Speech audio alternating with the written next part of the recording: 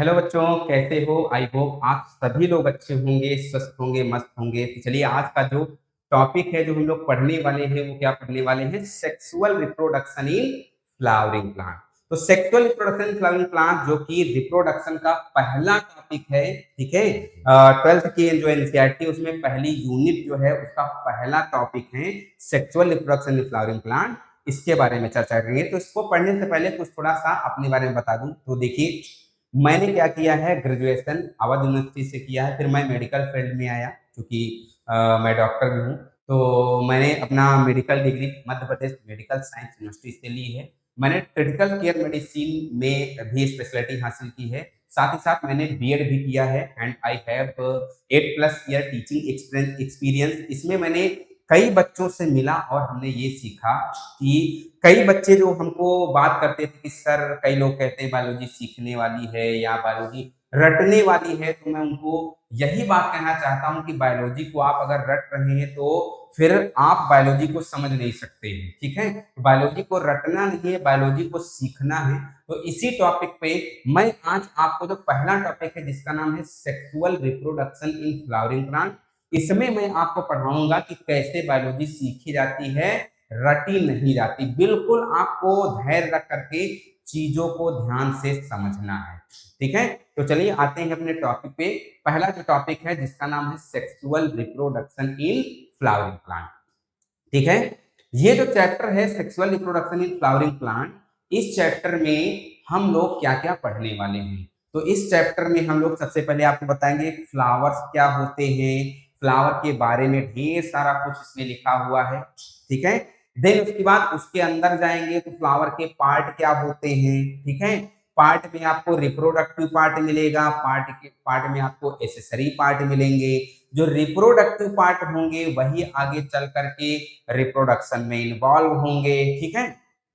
तो जब रिप्रोडक्शन में इन्वॉल्व होंगे, रिप्रोडक्शन फ्लावरिंग प्लांट का हो जाएगा, तो इंड प्रोडक्ट क्या बनेगा? तो इंड प्रोडक्ट जैसे सीड बन जाएगा या तो फिर फ्रूट बन जाएगा। तो यही इंड प्रोडक्ट बनेंगे। अच्छा, इंड प्रोडक्ट बनने के बाद भी क्या होता है सीड और फ्रूट में? तो सीड के बारे में पढ़ना है, फ्रूट के बारे में पढ़ना है, ठीक है। तो वो भी इसी चैप्टर में पढ़ना है। तो कुल मिलाकर के ये जो चैप्टर है, इस पूरे चैप्टर में हमें 3 घटनाएं पढ़नी है और इस पूरी 3 घटनाओं में हम आपको पूरे चैप्टर को बता देंगे, ठीक है। तो वो कौन सी 3 घटनाएं हैं? सबसे पहली जो घटना हम लोगों को पढ़नी है, इसमें सीखनी है, वो है प्री रिप्रोडक्टिव इवेंट। मतलब रिप्रोडक्शन से पहले की घटना। रिप्रोडक्शन से पहले के जो इवेंट होते हैं बेटा, उसमें क्या बनेंगे? तो उसमें मेल गैमीट बनेगा, उसमें फीमेल गैमीट बनेगा। तो मेल गैमीट कैसे बना, फीमेल गैमीट कैसे बना। देन उसके बाद रिप्रोडक्टिव इवेंट आएगा, और रिप्रोडक्टिव इवेंट में आपको ये जानना है कि कैसे मेल और फीमेल गैमीट का फ्यूजन हुआ। फ्यूजन होने के बाद देन इसके बाद जब फ्यूजन हो गया तो जाइगोट या एम्ब्रियो बन जाएगा। अब उसके बाद बात आती है पोस्ट रिप्रोडक्टिव इवेंट की। जब पोस्ट रिप्रोडक्टिव इवेंट में आएंगे तो वहां पे हम ये देखेंगे कि कैसे सीड बना और कैसे फ्रूट बना। तो सीड का और फ्रूट का जो फॉर्मेशन होता है, डेवलपमेंट होता है, इसी को हम लोग क्या बोलते हैं?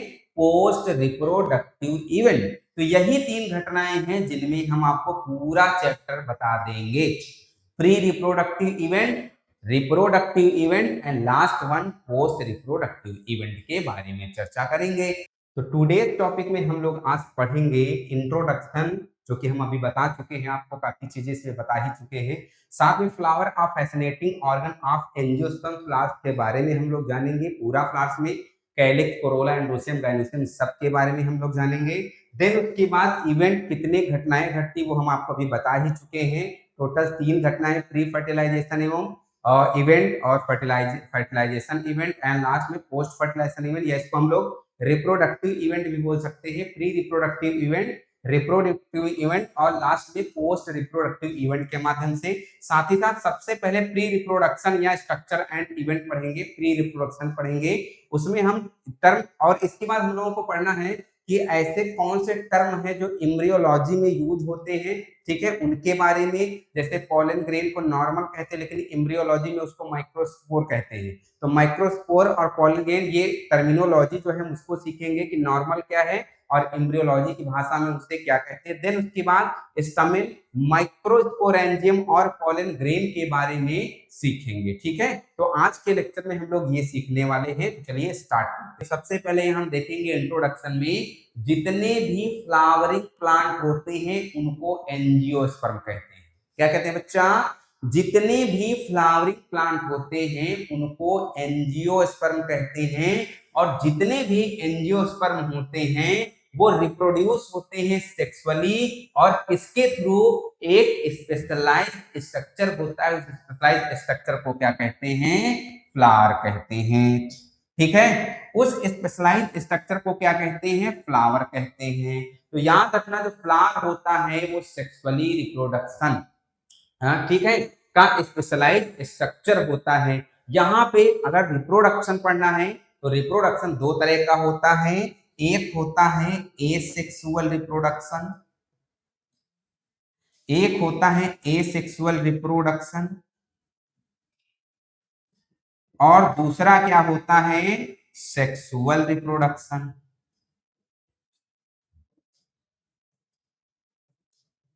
जो एसेक्सुअल रिप्रोडक्शन होता है बच्चा, इसमें गैमीट नहीं बनते हैं। सेक्सुअल रिप्रोडक्शन में गैमीट का फॉर्मेशन होता है, ठीक है।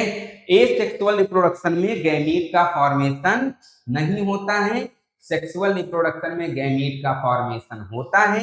एसेक्सुअल रिप्रोडक्शन जैसे कि मान लीजिए अमीबा हो गया, पैरामीशियम हो गया, ठीक है, याद रखना उनको, वो क्या करते हैं, अमीबा इरेगुलर शेप का होता है, उसको कट कर दिया जाता है। मतलब कट कर क्या किया जाता है, जैसे मान लीजिए अमीबा है, इसमें न्यूक्लियस है, बाइनरी फिजन, बाइनरी फिजन के द्वारा डिवाइड हो जाता है और दो छोटे छोटे अमीबी बना लेता है।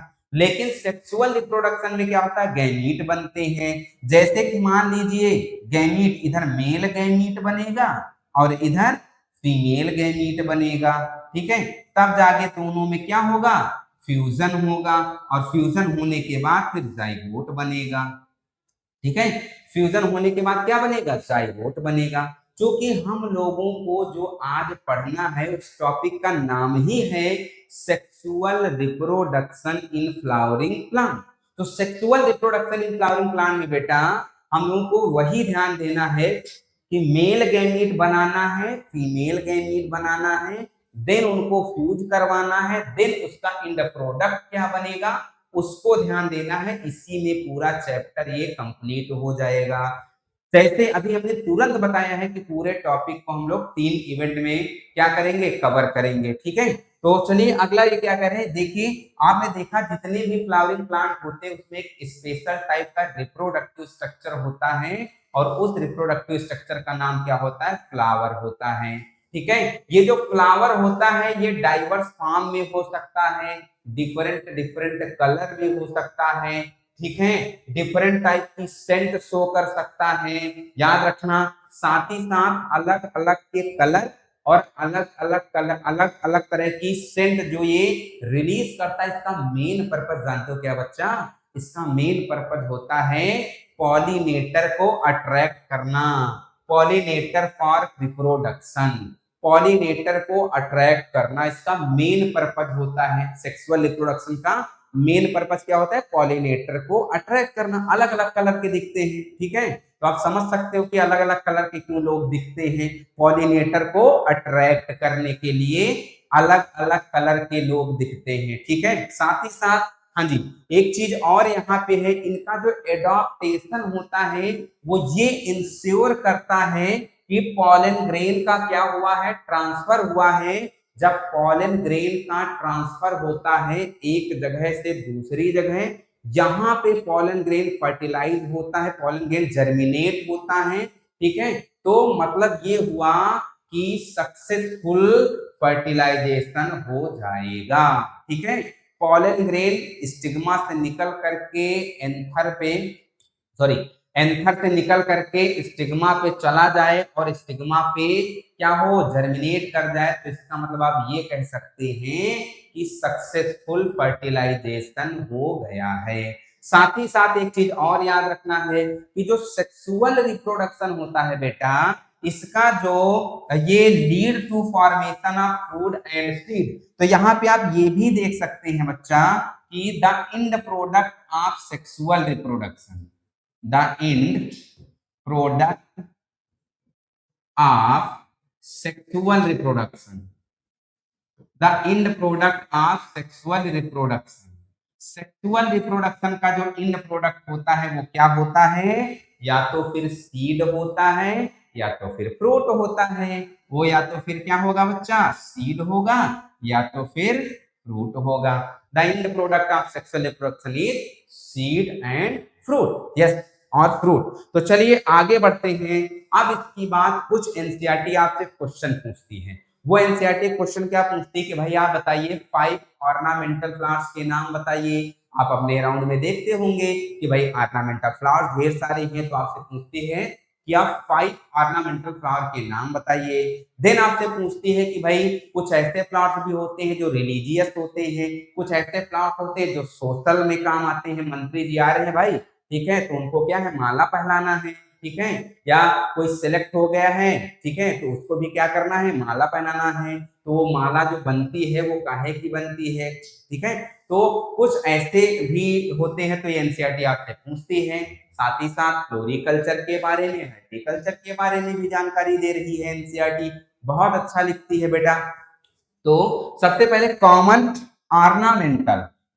ऑर्नामेंटल का मतलब सजावटी पौधे होते हैं जो कि आपके घर में भी हो सकते हैं और गार्डन में भी पाए जा सकते हैं। तो वो कौन होंगे, रोज है, मैरीगोल्ड, रोज, मैरीगोल्ड, जैस्मिन है, हिबिस्कस है, साथ में लिली है।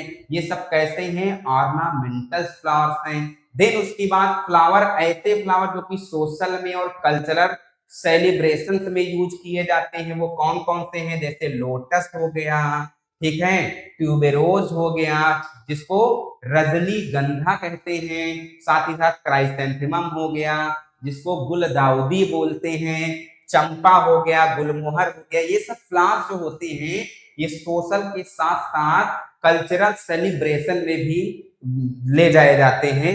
अब फ्लोरिकल्चर क्या होता है, ये एक ऐसी ब्रांच होती है हॉर्टिकल्चर की जिसमें किसको बेटा डील किया जाता है, कल्टीवेशन, फ्लावर के कल्टीवेशन को, उसके मैनेजमेंट को, उसके मार्केटिंग को, marketing of flower and ornamental plant, ठीक है, जितने भी ऑर्नामेंटल प्लांट हो, फ्लावर हो, ठीक है, उनका कल्टीवेशन, उनका डेवलपमेंट, उनकी मार्केटिंग, सब फ्लोरिकल्चर के अंतर्गत आप लोग देखते हो। तो ये तो कुछ एनसीईआरटी क्वेश्चन पूछती है। अब हम लोग थोड़ा सा आगे बढ़ते हैं मेन की तरफ, ठीक है। तो मेन में हम लोग यहाँ पे देखेंगे एक फ्लावर के बारे में। आप एक सेक्सुअली प्रोडक्शन फ्लावरिंग प्लांट पढ़ रहे हैं, तो यहाँ पे सबसे पहले आपको क्या करना है, एक फ्लावर्स के बारे में सीखना है। भाई फ्लावर में क्या क्या पार्ट होते हैं, तो एक फ्लावर बना करके बेटा हम आपको यहीं पे बता रहे हैं कि ये फ्लावर में क्या क्या पार्ट है जी।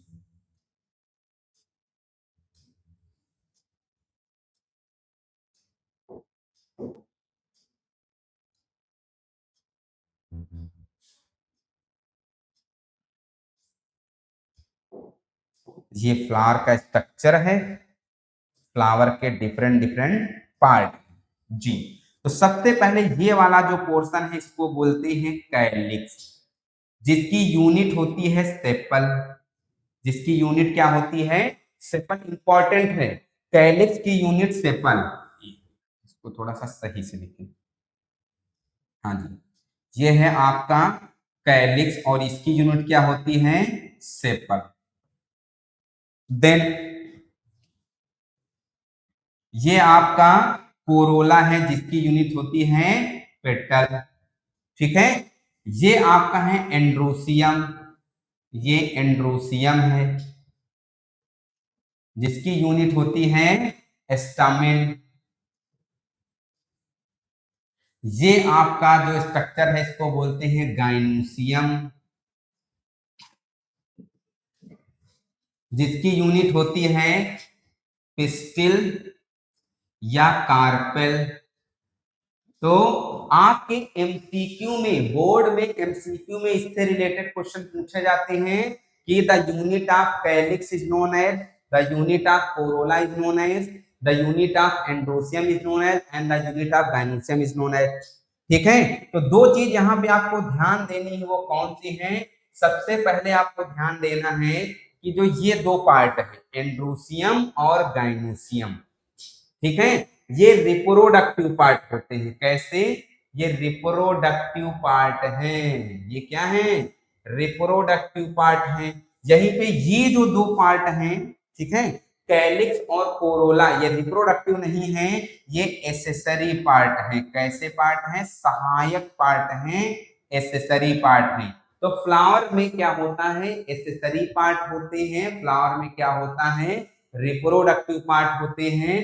ठीक है, तो दो एसेसरी पार्ट हैं, एक है कैलिक्स और कोरोला, ये एसेसरी पार्ट है। रिप्रोडक्टिव पार्ट है कौन सा? एंड्रोसियम और गाइनोसियम। तो यहां समझिए, जो मेल रिप्रोडक्टिव पार्ट है, जो मेल रिप्रोडक्टिव पार्ट है वो कौन है? मेल रिप्रोडक्टिव पार्ट को बोलते हैं एंड्रोसियम। एंड्रोसियम ये मेल रिप्रोडक्टिव पार्ट है। इसी तरह फीमेल रिप्रोडक्टिव पार्ट कौन है? Female reproductive part,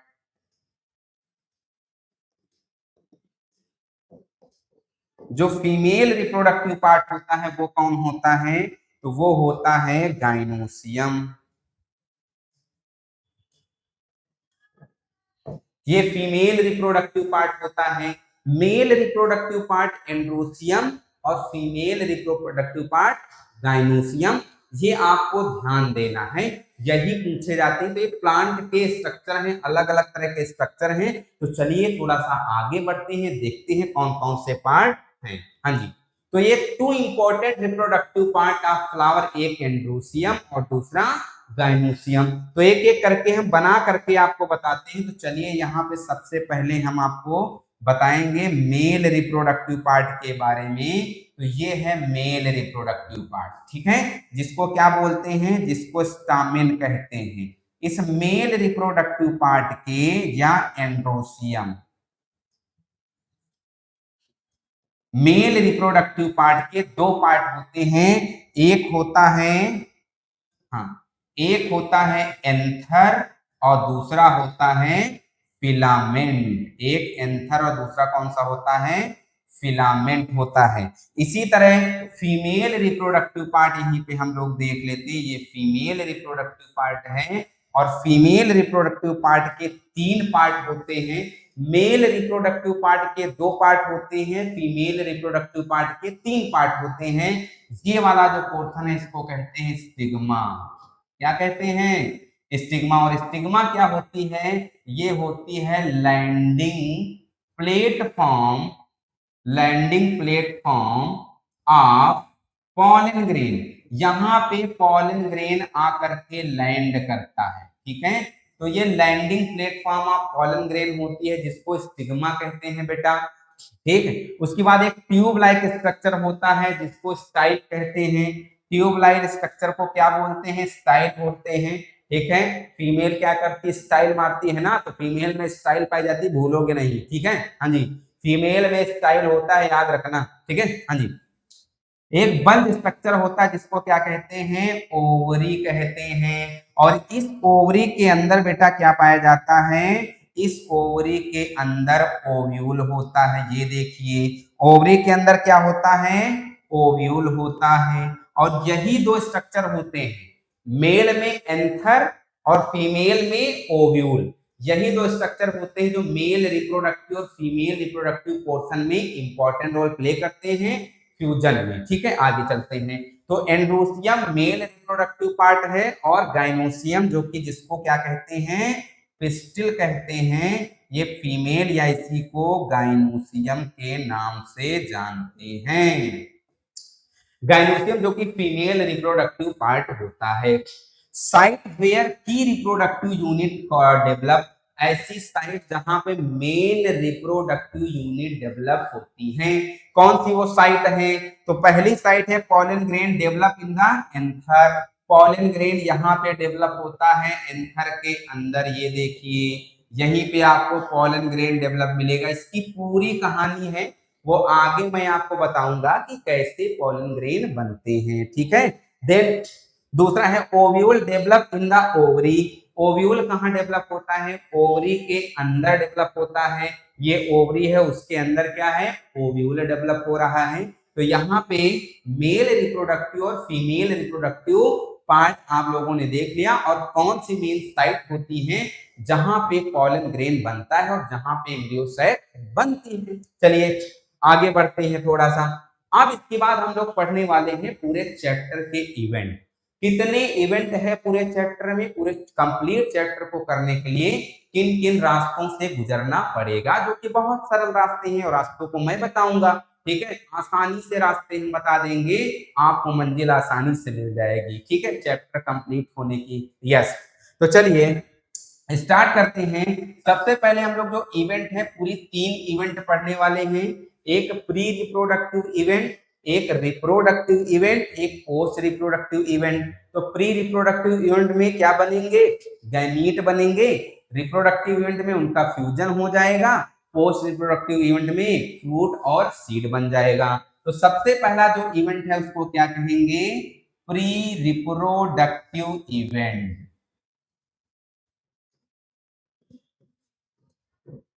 pre reproductive events. इस प्री रिप्रोडक्टिव इवेंट में क्या होने वाला है बेटा? तो इसमें होने वाला है formation of male and female gamete. Male and female gamete. Formation of male and female gamete. Male gamete कैसे बनेगा, फीमेल गैमीट कैसे बनेगा, उसके फॉर्मेशन को हम लोग क्या कहेंगे? प्री रिप्रोडक्टिव इवेंट कहेंगे। देन दूसरा जो इवेंट होता है बेटा वो कौन सा होता है? तो सेकेंड जो इवेंट है वो है रिप्रोडक्टिव इवेंट। इसको क्या कहेंगे? Reproductive event. सेकेंड जो इवेंट है वो रिप्रोडक्टिव इवेंट है। और इस इवेंट में क्या होगा? जो गैमीट, मेल गैमीट और फीमेल गैमीट बनेंगे उनका फ्यूजन होगा। तो यहाँ पे हम लोग लिख सकते हैं fusion of male and female gamete. Fusion of male and female gamete मतलब फर्टिलाइजेशन। मतलब फर्टिलाइजेशन, ठीक है। इसीलिए इसको हम लोग क्या कहते हैं? रिप्रोडक्टिव इवेंट कहते हैं। और रिप्रोडक्टिव इवेंट में बेटा क्या होता है? फर्टिलाइजेशन होता है। जब फर्टिलाइजेशन हो जाएगा तब एंडोस्पर्म बनेगा। तब क्या बनेगा? एम्ब्रियो बनेगा, जाइगोट बनेगा, ठीक है। अब तीसरा जो इवेंट है उस इवेंट को कहते हैं पोस्ट फर्टिलाइजेशन या पोस्ट रिप्रोडक्टिव। फर्टिलाइजेशन नहीं, post reproductive event. Post reproductive events. Post reproductive events. इस पोस्ट रिप्रोडक्टिव इवेंट में हम लोग क्या देखेंगे कि कैसे सीड बना और कैसे फ्रूट बना। तो इसमें हम लोग देखने वाले हैं formation of fruit and seed, ठीक है। कैसे बेटा फ्रूट बना और कैसे सीड बना, इसके फॉर्मेशन को हम लोग देखेंगे। तो इसी पूरे 3 इवेंट में पूरे चैप्टर को हम लोग कंप्लीट करने वाले हैं। तो चलिए आगे बढ़ते हैं। सबसे पहले हम लोग पढ़ने वाले हैं प्री रिप्रोडक्टिव इवेंट या प्री फर्टिलाइजेशन स्ट्रक्चर। देखिए चाहे हम उसको रिप्रोडक्टिव इवेंट बोले या फर्टिलाइजेशन इवेंट बोले, दोनों सेम है, याद रखना है। तो सबसे पहले प्री फर्टिलाइजेशन या प्री रिप्रोडक्टिव इवेंट में हम लोग स्ट्रक्चर पढ़ने वाले हैं और कुछ इवेंट पढ़ने वाले हैं।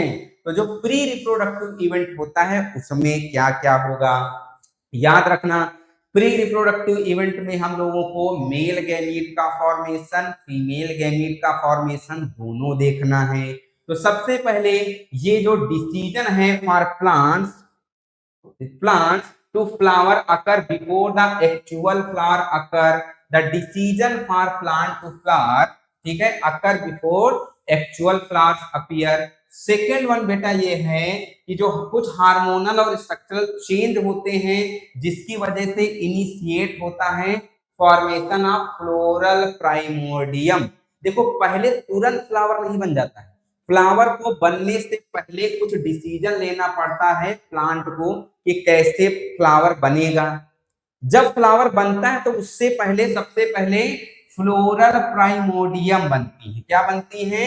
Floral primordium. जैसे कि मान लीजिए हमने कहा, यहीं पे एग्जांपल ले रहे हैं, जैसे कि मान लीजिए हमने कहा कि ये बना दिए, ये कैलिक्स है, ठीक है, ये कोरोला बन गया, ये एंड्रोसियम बन गया, ठीक है, और यहीं पे ये क्या बन गया? गाइनोसियम बन गया। तो पहले फ्लोरल प्राइमोडियम बनती है, देन इसकी बाद फिर जा करके कुछ ऐसा स्ट्रक्चर बनता है, ये देखिए कुछ ऐसा, एक ही जगह सारे फ्लोरल पार्ट आकर के अरेंज हो जाते हैं और मेन फ्लावर का फॉर्मेशन हो जाता है। ये आपको याद रखना है। Floral primordium develop into inflorescence bearing flower bud. यही फ्लोरल प्राइमोडियम इनफ्लोरेसेंस में डेवलप होंगी, देन फ्लोरल बड में, ठीक है। These bud further grow and develop into flower. यही बड आगे चल करके क्या बनाएंगी? कंप्लीट फ्लावर्स का निर्माण करेंगी, फॉर्मेशन करेंगी। देन अब देखो with in the flower, flower के अंदर बेटा यहाँ पे आपको दो पार्ट देखने को मिलेगा। रिप्रोडक्टिव पार्ट देखने को मिलेगा जिसको मेल रिप्रोडक्टिव पार्ट को एंड्रोसियम कहेंगे और फीमेल रिप्रोडक्टिव पार्ट को क्या कहेंगे? गाइनोसियम कहेंगे। मेल रिप्रोडक्टिव पार्ट को एंड्रोसियम कहेंगे, फीमेल रिप्रोडक्टिव पार्ट को गाइनोसियम कहने वाले हैं। तो यहीं पे बेटा मेल रिप्रोडक्टिव पार्ट जो है वो क्या दिख रहा है? एंड्रोसियम।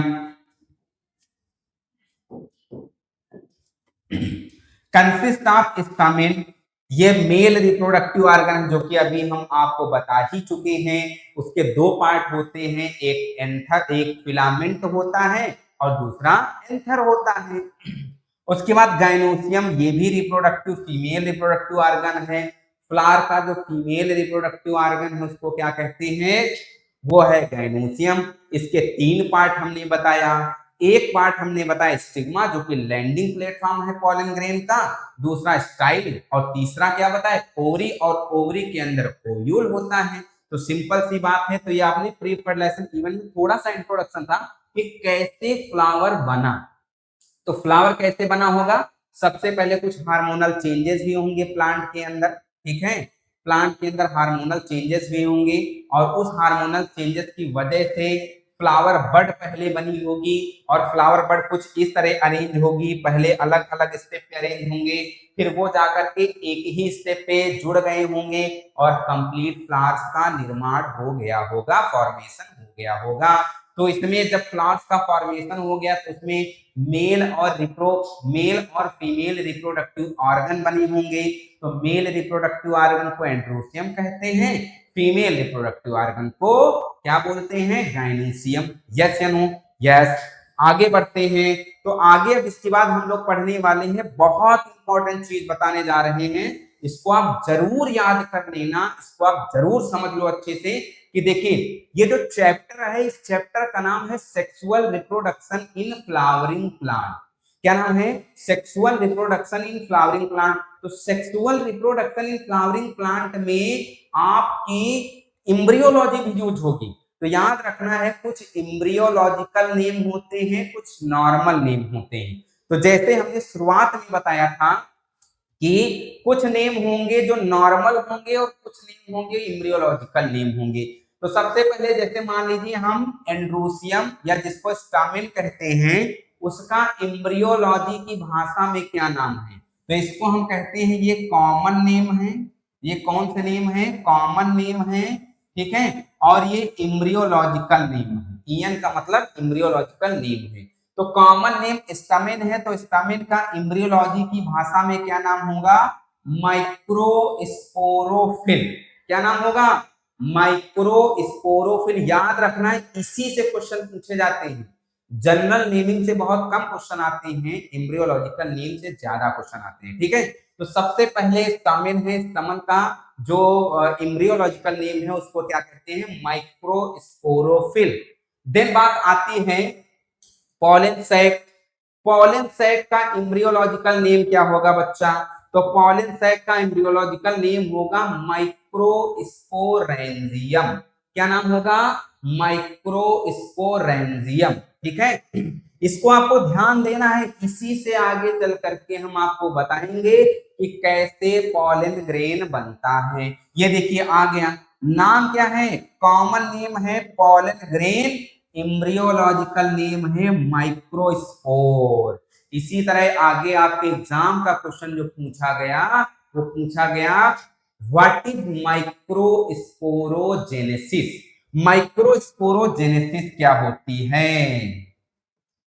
माइक्रोस्पोरोजेनेसिस, जब माइक्रोस्पोरोजेनेसिस आएगी तो माइक्रोस्पोर क्या है? माइक्रोस्पोर का मतलब पॉलन ग्रेन। तो यहाँ पे micro pollen grain common name है, इसका एम्ब्रियोलॉजिकल नेम क्या होगा? माइक्रोस्पोर। आगे चलते हैं, पिस्टिल या कार्पेल। जो पिस्टिल होता है, कार्पेल होता है, उसका एम्ब्रियोलॉजी की भाषा में क्या नाम होता है? तो उसको बोलते हैं मेगा स्पोरोफिल। क्या बोलते हैं? Mega sporophyll. यहां जैसे माइक्रोस्पोरोफिल था, यहाँ पे क्या है? Mega sporophyll. ये मेल रिप्रोडक्टिव ऑर्गन है, ये फीमेल रिप्रोडक्टिव ऑर्गन है। याद रखना, ये माइक्रोस्पोरोफिल है, ये मेगा स्पोरोफिल है। ठीक है, बिल्कुल मत भूलना। अब ऐसा ओव्यूल जिसमें फर्टिलाइजेशन नहीं हुआ है, अनफर्टिलाइज्ड ओव्यूल को क्या कहते हैं? Mega sporangium. क्या कहते हैं? Mega sporangium. उसी तरह एम्ब्रियो सैक का एम्ब्रियोलॉजी की भाषा में क्या नाम होता है? तो उसको बोलते हैं फीमेल गैमेटोफाइट। एम्ब्रियोलॉजी की भाषा में एम्ब्रियो सैक को बोलते हैं female gametophyte. Yes, very good. हाँ, तो फीमेल गैमेटोफाइट कह सकते हो। अब चलिए आगे बात करते हैं। ये नाम आप समझ गए हैं, तो इन्हीं नाम का हम पूरी एम्ब्रियोलॉजी ऑफ प्लांट या sexual reproduction of flowering plant में इसी का पूरा इस्तेमाल करने वाले हैं। हर एक एक स्टेप पे पूछा जाता है क्वेश्चन, इसी के नाम से बेटा क्वेश्चन आता है। चलिए आगे बात करते हैं भाई, ये नेमिंग थी। अब हम लोग यहाँ सबसे पहले पढ़ेंगे मेल गैमिट, मतलब मेल गैमेटोफाइट एंड्रूसियम के बारे में या स्टामेन के बारे में हम लोग पढ़ने वाले हैं। तो सबसे पहले स्टामेन या माइक्रोस्पोरेंजियम और पॉलन ग्रेन के बारे में हम लोग पढ़ने वाले हैं। चलिए सबसे पहले यहीं पे एक स्ट्रक्चर पहले हम बना देते हैं आपका, या इसके बाद हाँ यहां बना देते हैं। देखिए पहले स्ट्रक्चर से आप समझिए, देन उसकी बाद फिर वहां पे हम पूरा ले चलेंगे आपको। ये देखिए, ये आपका है स्टामेन। ये क्या है? ये स्टामेन है। हाँ, ये स्टामेन है, ये स्टामेन है। अच्छा, स्टामेन में बेटा होता क्या है? स्टामेन के दो पार्ट, एक होता है फिलामेंट और दूसरा क्या है? एंथर। एक फिलामेंट होता है, दूसरा क्या होता है? एंथर। अच्छा, यहीं पे समझना है, एंथर में कितने लोब हैं? तो एंथर में आपको दो लोब दिख रहे हैं। कितने लोब दिख रहे हैं? दो लोब दिख रहे हैं। इसलिए इस कंडीशन को बोलते हैं बाइलोब्ड कंडीशन। क्या बोलते हैं? Bilobed condition. ठीक है, क्या बोलते हैं? बाइलोब्ड कंडीशन इसको बोलते हैं। दो लोब होने की वजह से इसको क्या बोलते हैं? बाइलोब्ड कंडीशन बोलते हैं। ये बाइलोब्ड कंडीशन है। हाँ जी।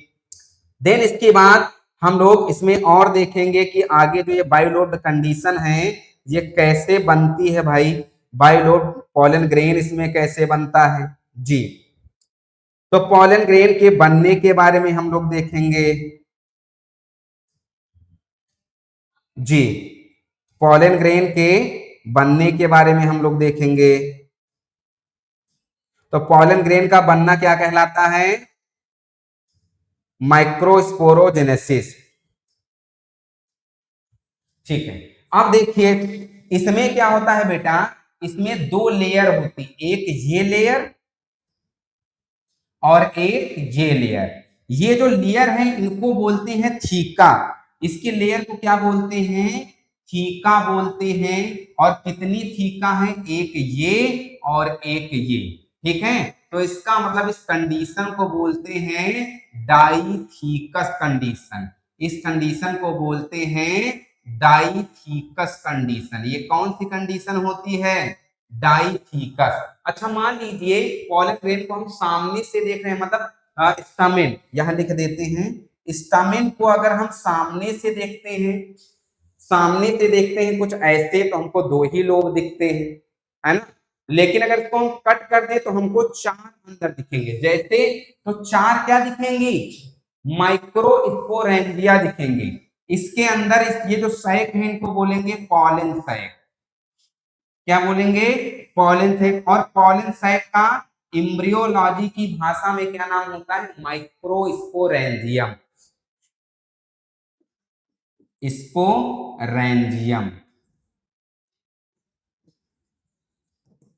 ठीक है, अभी यहां से याद रखना, एक लोब में एक सामने और एक इसके पीछे, एक लोब में दो माइक्रोस्पोरेंजियम।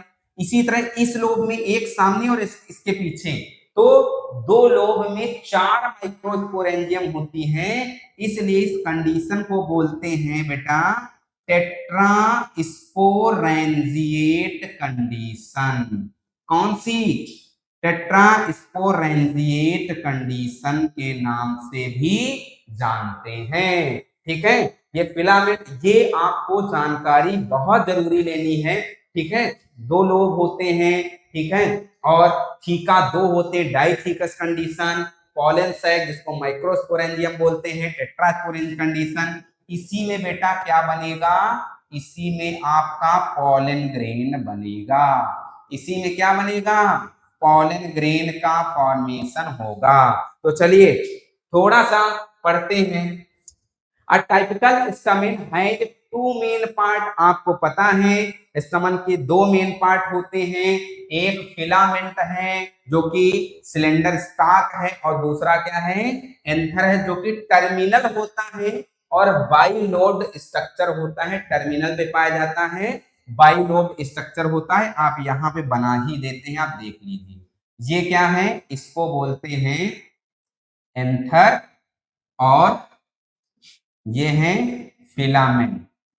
ठीक है, ये फिलामेंट है और वो है एंथर।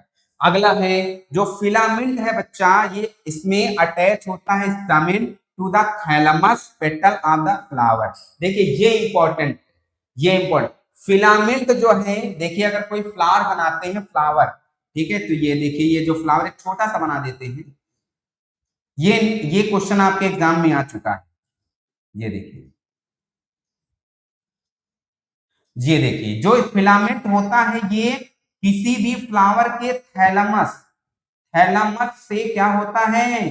निकलता है। तो इसीलिए इन्होंने लिखा the filament attach to the stamen to the thalamus, या कह सकते हो petal of the flower.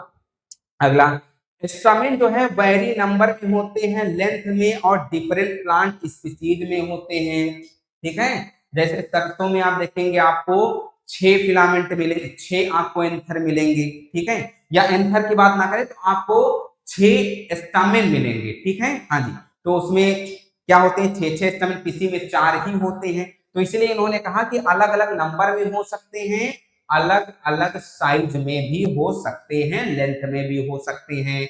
Then anther is usually कैसे होते हैं? हमने अभी बताया बाइलोब होते हैं, और हर एक लोब में दो थीका होते हैं, इसलिए उस कंडीशन को क्या बोलते हैं?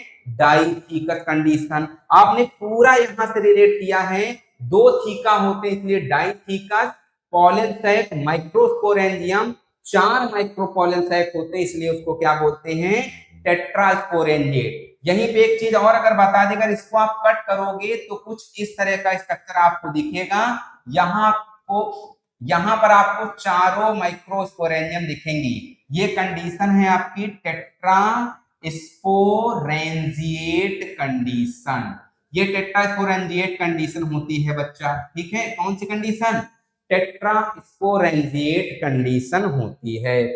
नेक्स्ट में जो longitudinal groove often separate the two lobe of an anther, ठीक है। एंथर में बेटा एक लॉन्गिट्यूडिनल ग्रूव होता है, उसमें दोनों लोब अलग होते हैं। ये देखिए, ये देखिए, ये ठीक है। Then transverse section the anther appear tetragonal with 4 microsporangium. देखिए ये हमने आपको पहले ही बता दिया, 4 माइक्रोस्पोरेंजियम होती है। ये भी याद रखना, एक लोब में 2 माइक्रोस्पोरेंजिया और दूसरे लोब में 2 माइक्रोस्पोरेंजिया, तो टोटल मिला दें तो टोटल 4 माइक्रोस्पोरेंजियम हो जाती हैं। और microsporangia develop into pollen sac, ठीक है, that extend along the length of the anther and contain pollen grain. तो माइक्रोस्पोरेंजियम जो है ये पॉलन सैक में होती हैं और इसी में क्या बनते हैं? इसी में पॉलन ग्रेन का फॉर्मेशन होता है, ठीक है। ये आप सभी लोगों ने सीख लिया है। तो चलिए आगे बढ़ते हैं। अब देखिए, अब इसमें आपको क्या सीखना है? यहां तक हमने आपको पूरा रिकॉल करा दिया है। अब आपको सीखना है पॉलन ग्रेन कैसे बनते हैं। तो नेक्स्ट में हम आपको बताएंगे कि पॉलन ग्रेन का फॉर्मेशन कैसे होता है। तो चलिए फटाक से जल्दी जल्दी हम रिवाइज करवा दे रहे हैं आपको। लास्ट में सबसे पहले हम लोग फ्लावर के बारे में पढ़े कि the end product of sexual reproduction, उसको सीड या फ्रूट बोलते हैं। याद रखना है फ्लावर में मेन रिप्रोडक्टिव ऑर्गन होते हैं जिनको बोलते हैं male reproductive organ and female reproductive organ. Male reproductive organ क्या होता है? Androecium, and female reproductive organ क्या होता है? गाइनोसियम।